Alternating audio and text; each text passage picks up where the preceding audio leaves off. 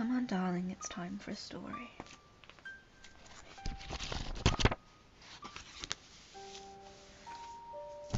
Let me tell you about Mr. Widemouth.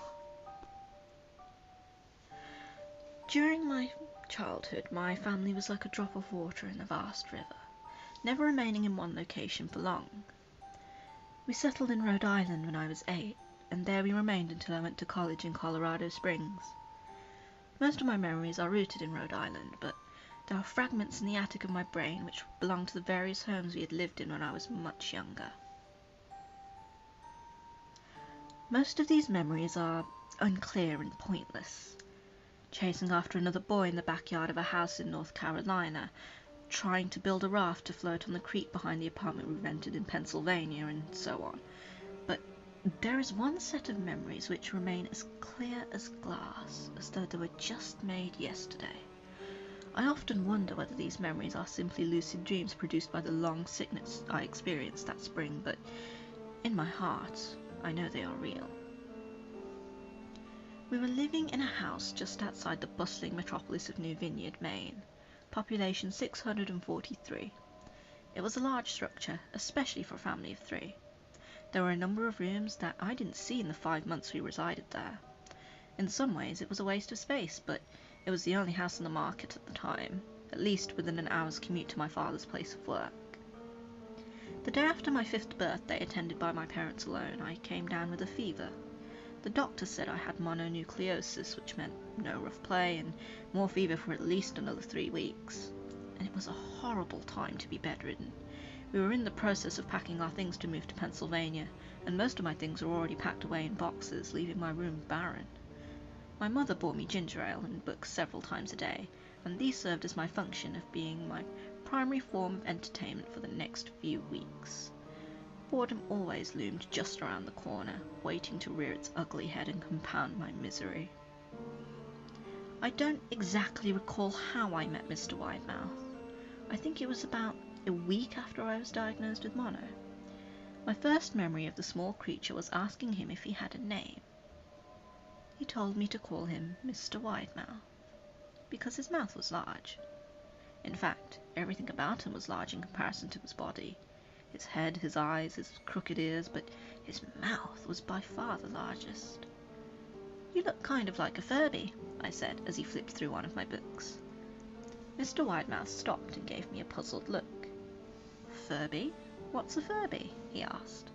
I shrugged. "You know, the toy. The little robot with the big ears. You can pet and feed them, almost like a real pet." "Oh," Mr. Widemouth resumed his activity. "You don't need one of those. They aren't the same as having a real friend." I remember Mr. Widemouth disappearing every time my mother stopped by to check on me.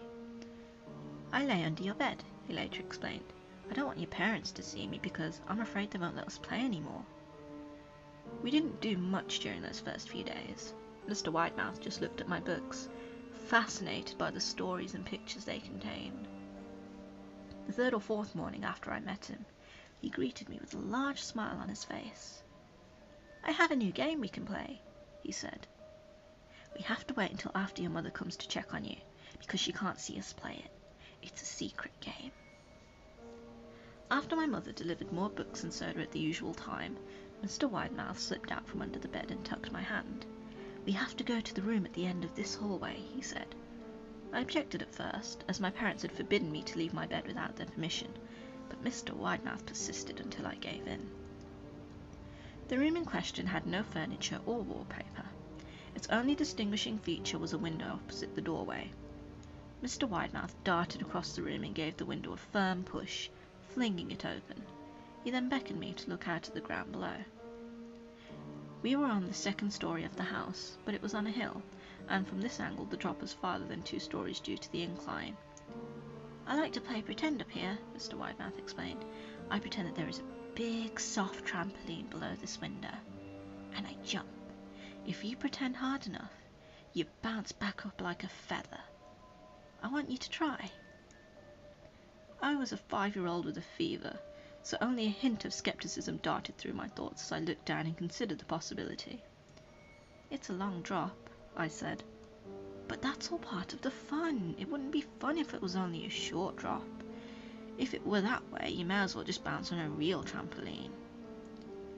I toyed with the idea, picturing myself falling through thin air only to bounce back to the window on something unseen by human eyes, but the realist in me prevailed. Maybe some other time, I said. I don't know if I have enough imagination. I could get hurt. Mr. Widemouth's face contorted into a snarl, but only for a moment. Anger gave way to disappointment. If you say so, he said.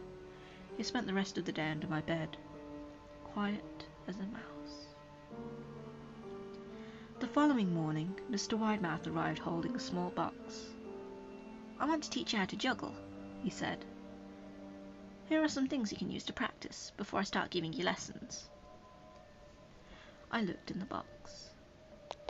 It was full of knives. My parents will kill me, I shouted, horrified that Mr. Widemouth had brought knives into my room, objects that my parents would never ever allow me to touch. I'll be spanked and grounded for a year. Mr. Widemouth frowned. It's fun to juggle with these. I want you to try it. I pushed the box away. I can't, I'll get in trouble. Knives aren't safe to just throw in the air. Mr. Widemouth's frown deepened into a scowl. He took the box of knives and slid under my bed, remaining there for the rest of the day. I began to wonder how often he was under me. I started having trouble sleeping after that. Mr. Widemouth often woke me up at night, saying he'd put a real trampoline under the window. A big one that I couldn't see in the dark. I always declined and tried to go back to sleep, but Mr. Widemouth persisted. Sometimes he stayed by my side until early in the morning, encouraging me to jump. He wasn't so fun to play with anymore. My mother came to see me one morning and told me I had permission to walk around outside. She thought the fresh air would be good for me, especially after being confined to my room for so long. Ecstatic, I put on my sneakers and trotted out to the back porch, yearning for the feeling of sun on my face. Mr. Widemouth was waiting for me. I have something I want you to see, he said. I must have given him a weird look, because then he said, It's safe, I promise. I followed him to the beginning of a deer trail which ran through the woods behind the house. This is an important path, he explained. I've had a lot of friends your age. When they were ready, I took them down this path to a special place. You aren't ready yet, but one day I hope to take you there. I returned to the house, wondering what kind of place lay beyond that trail. 2 weeks after I had met Mr. Widemouth, the last load of our things had been packed into a moving truck. I would be in the cab of that truck, sitting next to my father for the long drive to Pennsylvania. I considered telling Mr. Widemouth that I would be leaving, but even at 5 years old, I was beginning to suspect that perhaps the creature's intentions were not to my benefit, despite what he said otherwise. For this reason, I decided to keep my departure a secret. My father and I were in the truck at 4 a.m, hoping to make it to Pennsylvania by lunchtime tomorrow with the help of an endless supply of coffee and a six-pack of energy drinks. He seemed more like a man who was about to run a marathon rather than one who was about to spend 2 days sitting still. Early enough for you? My father asked with a hint of sympathy. I nodded and placed my head against the window, hoping for some sleep before the sun came up. I felt my father's hand on my shoulder. This is the last move, son, I promise. I know it's hard for you as sick as you've been, but once Daddy gets promoted we can settle down and you can make friends. I opened my eyes as we backed out of the driveway. I saw Mr. Widemouth's silhouette in my bedroom window.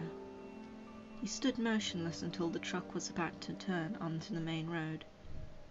He gave a pitiful little wave goodbye, steak knife in hand. I didn't wave back. Years later I returned to New Vineyard. The piece of land our house was once stood upon was empty except for the foundations, as the house had been burned down a few years after my family left. Out of curiosity, I followed the deer trail that Mr. Widemouth had shown me. Part of me expected him to jump out from behind a tree and scare the living crap out of me, but I felt that Mr. Widemouth was gone, somehow tied to the house that no longer existed.